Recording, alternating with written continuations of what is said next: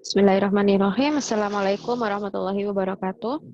Baiklah, kita ke ini ya, ke materi terakhir sebelum meet. Selanjutkan yang kedua, analisa sensitivitas dalam linear programming yang kedua. Setelah minggu lalu yang pertama, baru minggu depan insya Allah kita meet. Nah, karena ini nanti cuti bersama ya, libur. Jadi kalau kalian mau libur, silahkan kalian fleksibel saja kapan mendengarkannya. Lalu nanti apabila ada yang kurang jelas, silahkan ditanyakan. Karena materi ini insya Allah akan masuk ke meet ya. Oke, berikutnya bagaimana apabila perubahan pada koefisien teknis fungsi-fungsi batasan. Jadi contohnya, ini contoh soal baru. Jadi nanti kalau ada soal bagaimana apabila koefisien teknis fungsi-fungsi batasannya berubah. Nah, maka caranya adalah sebagai berikut. Ini soalnya soal baru, tapi nanti insya Allah pada saat meet itu soalnya satu, jadi kalian tinggal sesuaikan saja apa pertanyaannya. Kalau pertanyaannya mana starting solution-nya, berarti kalian buka bab 6. Lalu kalian kalau ditanya mana shadow price-nya, maka kalian buka OR 6 atau 5, lupa. 5 atau 6 ada ya, shadow price. Lalu bagaimana apabila nilai kanan fungsi batasan berubah? Maka kalian buka caranya ada di OR 6. Nah, nanti apabila ada soalnya bagaimana apabila koefisien teknik fungsi-fungsi batasannya berubah, maka caranya seperti ini. Jadi ini adalah soal baru, di mana maksimum Z-nya, bla bla bla bla, fungsi batasannya 1, 2, 3. Oke? Jadi setelah dimasukkan ke tabel simplex Excel, hasilnya seperti ini. Silakan kalian kerjakan sendiri-sendiri. Hingga dapatlah dia tabel optimalnya adalah seperti ini. Ingat tadi variabel dasarnya adalah X1, X2, dan X3. Berarti setelah X3 adalah variabel tambahan. Ya. Oke, jadi X1, X2, dan X3 adalah variabel dasarnya. Berarti setelah itu adalah dualnya. Di sini adalah tabel optimal untuk dualnya. Ingat ya, ini sudah Ibu bahas di OR berapa ya? 4 kalau nggak salah. Jadi kalian sebenarnya bukan hanya mempelajari OR 5 dan 6, tapi teknis-teknisnya untuk menentukannya, bagaimana starting solution, bagaimana shadow price-nya itu ada di OR sebelum 5 dan 6. Tapi soal-soalnya mengenai soal rinciannya ada di 5 dan 6. Tapi teknis-teknis pengertiannya ada di OR sebelumnya. Gitu ya. Jadi kalian harus catat. Begitu ada nemu yang penting, kalian harus catat. Gitu. Oke, jadi setelah ketemu tabel yang sudah optimal, jadi kombinasi optimalnya adalah, ingat tadi variabel dasarnya adalah X1, X2, dan X3. Jadi X1-nya sebesar 3.750, X2-nya nggak ada, 0, nggak ada di sini ya. Artinya di sini kombinasi optimalnya, X2-nya nggak masuk, artinya X2-nya dieliminasi. Nah, ini sudah pernah dibahas di OR2. X2-nya dieliminasi, mungkin bisa jadi apabila kita memaksakan diri untuk memproduksi produk X2 misalnya, maka laba yang dihasilkan tidak akan optimal. X3-nya didapat 7.500. X4-nya nggak usah dibahas karena dia bukan variabel dasar. Jadi kombinasi optimalnya di mana X1-nya sebesar 3.750, X2-nya nggak ada, 0, dan X3-nya 7.500, dan Z-nya, Z di sini, ini ya, tergantung soalnya lagi, bisa laba, bisa apa, tergantung soalnya lagi. Dan Z-nya adalah sebesar 562.500. Selanjutnya kita cari masalah dualnya. Di mana minimum Z 60.000 bla bla bla dengan fungsi batasannya ini.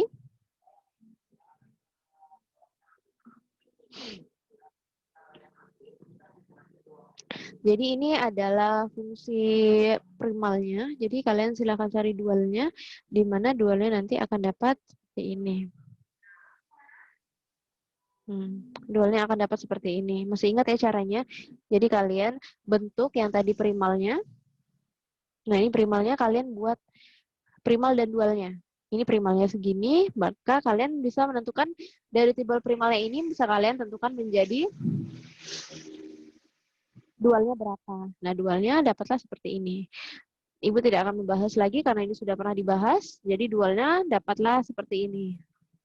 Bisa saja nanti soalnya hanya soal cerita, lalu kalian menentukan primal dualnya, bisa jadi juga soalnya langsung menentukan primalnya, jadi kalian tinggal menentukan dualnya.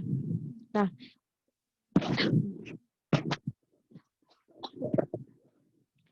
ada tabel 3, tabel yang udah optimal, tampak bahwa X2 bukan variabel yang optimal. Tadi sudah dijelaskan bahwa X2 nggak ada ya, variabel dasar X2-nya nggak ada. Dia bukan tabel yang optimal, variabel yang optimal. Nah, dalam hal ini disebut juga bukan variabel dasar. Nggak disebut lagi dia variabel dasarnya ya. Sudah dicoret dari kakak variabel dasar. Nah, nilai X2 pada baris Z adalah 5.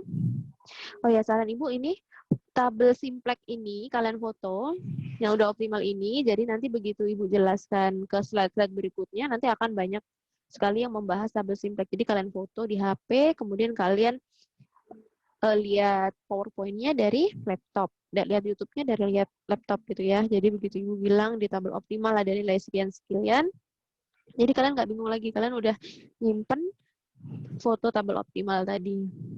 Selain tabel optimal yang difoto, ini juga difoto nih, dual. Dual sama primalnya. Nah ini difoto 3 ya. Ini tabel optimal dan dualnya. Oke, lanjut. Pada tabel 3, tabel optimal tampak bahwa X2 bukan variabel yang optimal. Dalam hal ini disebut juga bukan variabel dasar. Udah bukan disebut variabel dasar lagi.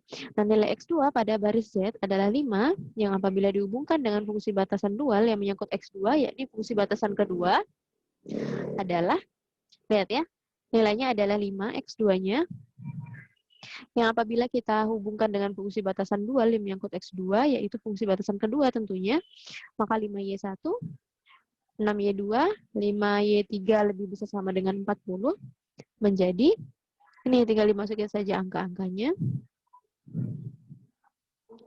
Angka-angka ini dapat dari, ingat, di sini adalah optimalnya si dual ya, optimalnya si dual. Jadi optimalnya si dual dimulai dari variabel tambahannya. Variabel tambahannya adalah X4, X5, dan X6. Maka variabel optimal yang dualnya 0, 34, dan 0. Disebut juga shadow price. Di sini disebut juga Y1, Y2, dan Y3. Ini sudah dibahas di OR ke-4. Kita masukin angkanya, masukin aja ke sini, Y1-nya adalah 0. Y1-nya adalah 0, Y2-nya 30/4, Y3-nya 0. Maka didapat hasilnya adalah 5. 5 ini adalah sama dengan 5 yang di sini. Nah, kalian cek lagi kerjaan kalian, apakah pekerjaan kalian udah benar atau belum, maka ngeceknya kayak gitu. Ya. Dimasukin aja ke salah satu fungsi tujuan. Salah satu fungsi batasan, sorry. Karena fungsi batasan ini yang ada angkanya ada 5 misalnya. Maka kalian cek 5. Maka pada fungsi batasan yang ada Y2-nya, yang ada X2-nya, maka kalian masukin aja ke sini gitu. Untuk mengecek apakah jawaban kalian, tabel kalian ini udah optimal apa belum, gitu cara ngeceknya. Kemudian, andaikan setelah dicapainya tahapan optimal, terjadi perubahan pada koefisien teknik X2 dari 565 menjadi 364. 565 X2 berubah menjadi 346.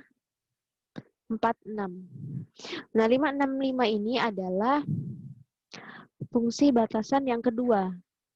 Yang ada X2-nya, atau yang ada Y2-nya. Yang ini loh. 565. Nah, ini koefisiennya. Ingat ya, 5 adalah koefisien, Y1 adalah variabel. Nah, koefisien pada fungsi batasan yang kedua pada primal, ini akan diubah angka-angkanya. 565 akan berubah menjadi 346. Maka fungsi batasan dual yang kedua berubah menjadi 3Y1, 4Y2, 6Y3 lebih besar sama dengan 40. Karena 40-nya nggak dirubah. Ya, yang ini nggak dirubah. Nah, akibatnya nilai X2 pada baris Z pada tabel optimal berubah menjadi, ini setelah dimasukin, Y1-nya tadi nilainya dilihat dari tabel yang sudah optimal. Y1, Y2, dan Y3. Oke, Ibu ulangi. Y1-nya ada di variabel tambahan. Y1-nya sama dengan 0, Y2-nya 30/4, Y3-nya adalah 0. Maka hasilnya adalah minus 10. Sehingga perubahan pada tabel optimalnya adalah, nah, minus 10-nya taruh di paling atas. Ini tabel yang optimal, tapi karena tadi ada yang berubah, koefisien teknis pada X2-nya berubah, maka dia berubah. Nah, tabel yang lainnya ini angka-angkanya sama, seperti tabel yang udah optimal tadi. Hanya pada kolom X2-nya saja yang berubah. Nah, jadi sini aja yang berubah. Gitu ya. Angka-angka yang lainnya tetap.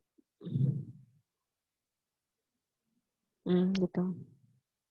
Nah, di mana nilai X2 pada baris X4, X1, dan X3 diperoleh dengan menggunakan kaidah ketiga. Kaidah ketiga ini sudah dijelaskan di OR ke-6 minggu lalu, di mana kita menggunakan starting solution, kemudian dikali dengan nilai yang berubahnya, 346. Ya kan? 346. Starting solution-nya masih ingat? Starting solution-nya, cara menentukan starting solution dimulai dari variabel tambahan, tapi selain Z. Variabel tambahan X4, X5, dan X6, tapi baris Z-nya nggak masuk. Berarti mulai dari sini sampai sini, 9 ini ya. Ini adalah starting solution.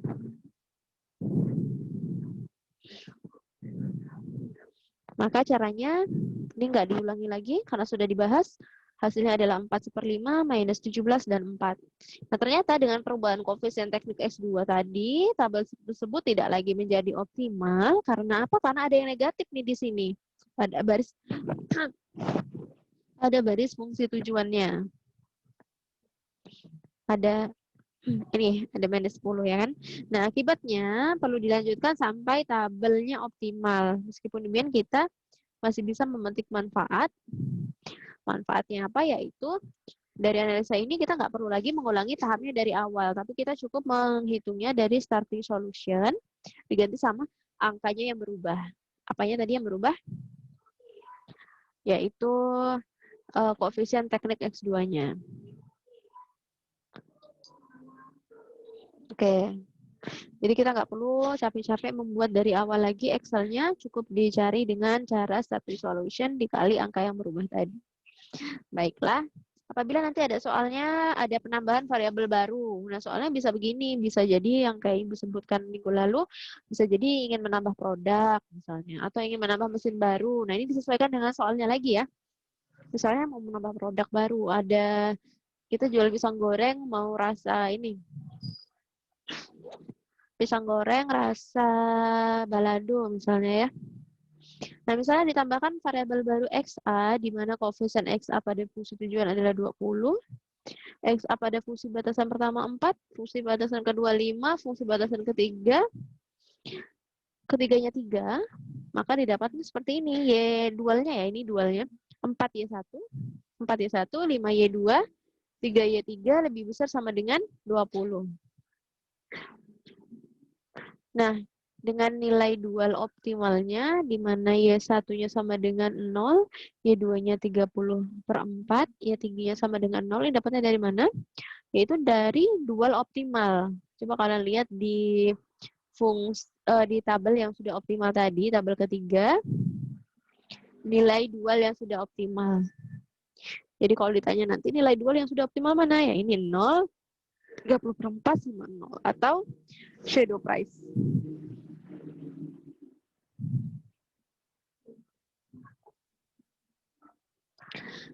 Ternyata setelah kita masukin ke fungsi batasan dual yang baru, karena tadi penambahan variabel baru, ini kan fungsi batasan dual yang baru, kita masukin angka-angkanya, yaitu Y1-nya 0, Y2-nya 30/4, dan Y3-nya 0.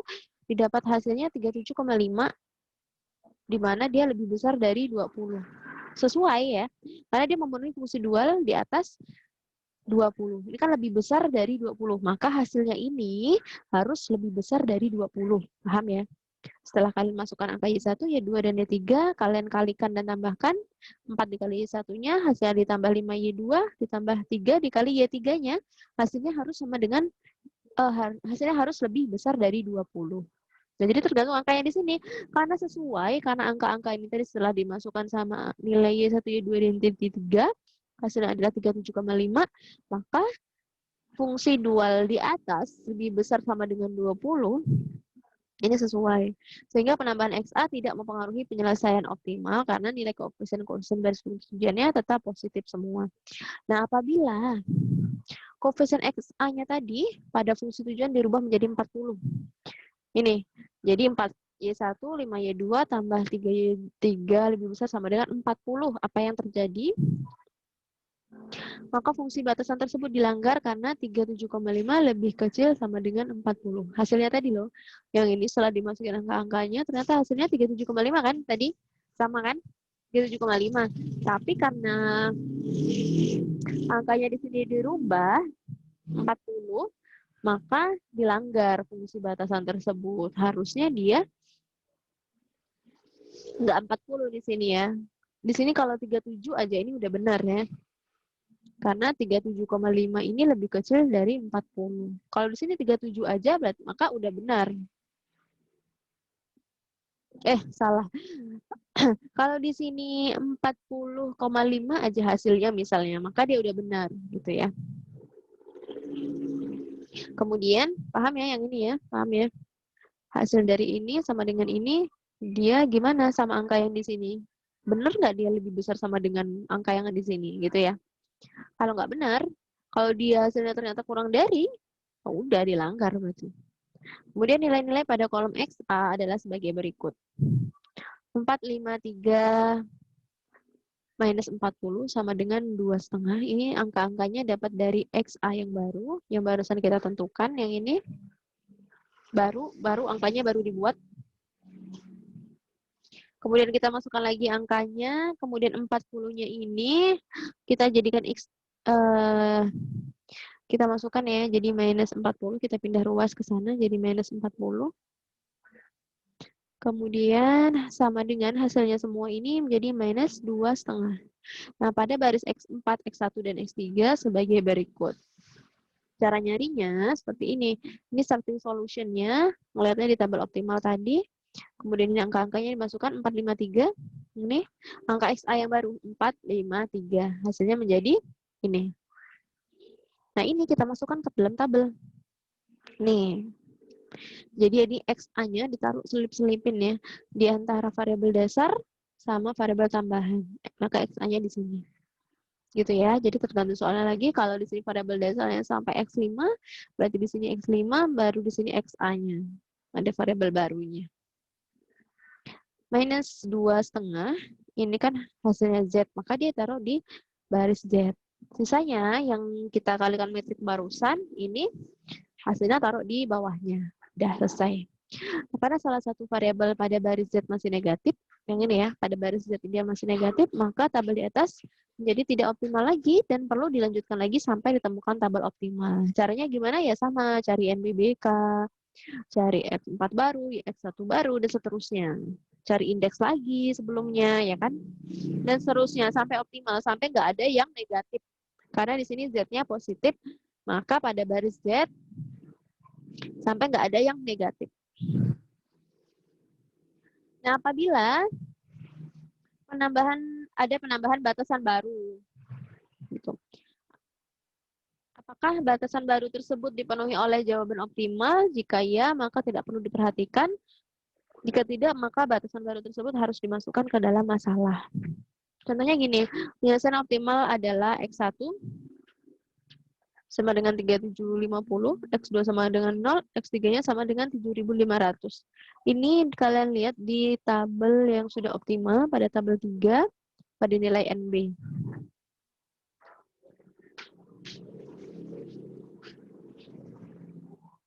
Ini X1 3750, X3-nya 7500, X2-nya nggak ada, 0. Di sini nggak ada X2 artinya.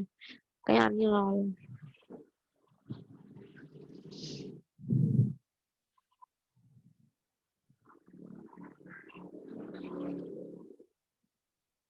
Nah, apabila ditambahkan batasan baru, 5x1 tambah 3x2 tambah 7x3 kurang dari sama dengan 75.000.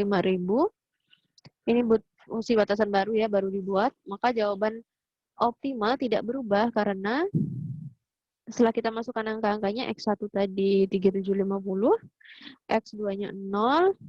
Ini tinggal dimasukin aja angka-angkanya. Kemudian X3-nya 7 dikali X3-nya 7.500. Ini ya gampang ya, tinggal dimasukin angkanya. Sama dengan 71.250 yang dia lebih kecil dari 7.500. Nih.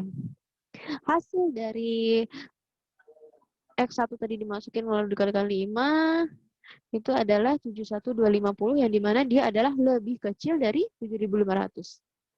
Sesuai ya. Dia hasilnya lebih kecil dari 7.500. Beda lagi cerita kalau dia hasilnya 76.000. 75 kan artinya lebih besar dari 7.500, maka dia nggak sesuai, dilanggar gitu. Kalau hasilnya di bawah 75.000, sorry, maka dia benar gitu ya, nggak dilanggar. Kemudian, nah ini kalau yang nggak dilanggar, kalau syukur-syukur kalian dapat soal yang nggak dilanggar. Gimana kalau kalian dapat soal yang dilanggar? Ini contohnya, apabila batasan baru tersebut berupa 5x1 plus 3x2 plus 7x3 kurang dari sama dengan 65, maka perlu diulang lagi karena jawaban optimal tidak ada yang memenuhi syarat lagi. Artinya tadi ini kan hasilnya 71.500, di mana 71.500 ini lebih besar dari 65.000 kan, sedangkan ini tandanya nggak sesuai, tandanya kurang dari sama dengan, ya kan? Makanya dia nggak sesuai, maka perlu diolah lagi, perlu dicari lagi gitu. Paham ya? Cara mencarinya adalah dengan meletakkan begitu saja batasan baru tersebut pada tabel yang sudah optimal sehingga tabel tersebut menjadi sebagai berikut. Tadi kan penambahan batasan baru adalah X7 berarti ya. Tadi kan variabelnya sampai X6 ya kan. Variabel pertamanya sekali itu sampai X6. Nah, sampai X6 aja, maka kita nambah jadi X7. Sampai X7. Sampai X7. Di mana X7-nya ini 000, X7-nya dia punya 1. Nah, ini 5370001 dia dapatnya dari angka yang kita hasilkan tadi, ini yang dibuat tadi 5, X1-nya ada 5, X2-nya ada 3, X3-nya ada 7, X4, X5, X6 dia 0, X7 ada 1. Itu ya. Nah, di X7. Nah, tabel di atas perlu dimodifikasi karena X1 dan X3 pada baris X7 harus 0. Ya. Tabel di atas perlu dimodifikasi karena X1 dan X3 pada baris X7 harus 0. X1 dan X3 pada baris X7 harus 0. Nah, caranya dengan menambahkan minus 5X persamaan X1 plus minus 7. Jadi ini, X1 sama X3-nya dia harus 0. Memang begitu ya, memang dia harus dienolkan. Nah, caranya bagaimana? Berarti di sini dikurang 5, ya kan 5, maka di sini dikurang 5. Dan X3-nya dikurang 7. Maka semuanya juga diberlakukan sama. Semuanya dikurang 5 dan semuanya dikurang 7. Jadi tergantung lagi di sini angkanya berapa. Kalau di sini 10 berarti minus 10, kurang 10. Kalau di sini 13 maka dikurang 13. Gitu ya. Caranya adalah minus 5 karena di sini 5, minus 5X persamaan X1 ditambah minus 7X persamaan X3. Kemudian hasilnya ditambah dengan nilai persamaan X7 sehingga didapat nilai koefisien persamaan X7 baru. Bingung? Nah, gini caranya. Ini caranya. Kalau ibu gini ya, semuanya kan dikurang X5. Karena tadi mau ngurangin 5-nya kan, biar ini jadi 0 sama ini jadi 0, maka semuanya dikurang X5. Ya udah, kalian tulis aja. S1, X2, X3, S4, S5, S6, S7. Kalau Ibu sukanya dari atas ke bawah, karena biar nggak bingung ya. Semuanya kurang X5. Berarti X5-nya ditulis dulu. X5 semuanya dikalikan dengan 1, 5/2, 0, nih. Ini tinggal copy paste 1, 5/2, 0, 5/4, minus 2, dan 0. Kalian silakan foto ini. Foto tabelnya biar nggak pusing. Kalian lihat ini cara perhitungan ini sambil lihat tabel yang ini biar nggak pusing. Nah, di sini dilihat bahwa ini adalah angka-angka yang ada di X1 semua. Ini angka-angka yang ada di X1 semua. Ini ya, 1 minus 5/2, 0, 0, dan seterusnya. Kemudian, pada variabel kedua sini adalah 0, 2, 1, 0, 0, 2, 1, 0 setengah. Berarti dia X3. Ya kan? X3. Karena X2-nya 0 tadi kan, X2-nya 0. Adanya X1 sama X3. Nah, berarti di sini angka-angka yang ada di X3-nya. Kemudian di sini adalah angka-angka yang ada di X7. Ini ada 5, 3, 7, 0, 0. Nah, 5, 3, 7, 0, 0. Dan seterusnya. Ya, dapatlah hasilnya ini. Ya. Caranya adalah minus 5 dikali 1, hasilnya ditambah dengan hasil dari minus 7 dikali 0. Hasilnya kemudian ditambah lagi sama 5, hasilnya 0. Dan seterusnya. Di mana kolom NB-nya juga sama, minus 5, minus 7. Ini dilihat, 3750. Nih, dapatnya dari X1. Ini dapatnya dari S3, 7.500. Kemudian 65.000 ini dari X7-nya. Ini. Hasilnya ini. Udah, kemudian tinggal dimasukin lagi hasilnya tadi. Ya kan? 0, ini 0, 3/2. Ini hasil-hasilnya ini tinggal dimasukin ke baris X7-nya. Jadi kenapa kita cari supaya X1-nya sama X3-nya sama berubah menjadi 0. Nah, oke. Udah selesai. Kemudian meskipun pada baris Z menunjukkan syarat optimal karena tidak ada tanda negatif, udah nggak ada tanda negatif lagi, tapi kolom nilai kanan menunjukkan tidak visible, sehingga masih perlu dilanjutkan hingga tabel optimal diperoleh. Nilai kanannya ini masih ada yang negatif, maka kalian perlu lanjutkan sendiri sampai di sini nggak ada yang negatif. Dan di sini sampai nggak ada yang negatif juga. Gitu ya, paham ya? Kalian lanjutkan sendiri. Terima kasih. Itu saja. Apabila ada yang ingin ditanyakan, silakan ditanyakan di grup pada jam kuliah. Atau fleksibel sajalah karena ini sudah mau meet juga seperti biasa. Kalian bisa menghubungi Ibu, jangan japri please. Langsung tanya ke grup supaya teman-teman yang lain jika ada pertanyaan yang sama tidak berulang ya. Dipelajarin, dibuat lagi. Karena perkuliahan ini sudah sangat digampangkan, tidak menggunakan Zoom. Khawatirnya kalau pakai Zoom ada yang miss. Ya, ada yang sinyalnya hilang dan sebagainya. Karena ini pakai YouTube, silakan kalian ulang-ulang. Ibu ingatkan kembali bahwa Meet-nya setiap mahasiswa itu soalnya berbeda-beda antara satu dan mahasiswa yang lainnya sehingga tidak bisa kompromi. Kalaupun kompromi, waktunya tidak banyak. Nah, kalian jadi mahasiswa yang cerdas. Kalian menyelamatkan diri kalian dulu, baru kalian membantu orang lain kalau bisa. Karena waktunya hanya diberikan waktu sekitar 2 jam saja. Normalnya ya, normalnya ini kalian bisa mengerjakan untuk diri kalian sendiri. Beda lagi kalau kalian nggak cerdas, kalian mementingkan orang lain, membantu orang lain, sehingga kalian terbengkalai, nggak bisa ngumpulin meet tepat waktu. Ada yang mau ngumpulin meet tepat waktu, maka nilainya sama dengan 0. Terlambat 1 detik saja, nilainya sama dengan 0, artinya kalian tidak ikut meet. Jelas? Nah, makanya kalian pelajari benar-benar. Oke, terima kasih. Itu saja. Assalamualaikum warahmatullahi wabarakatuh.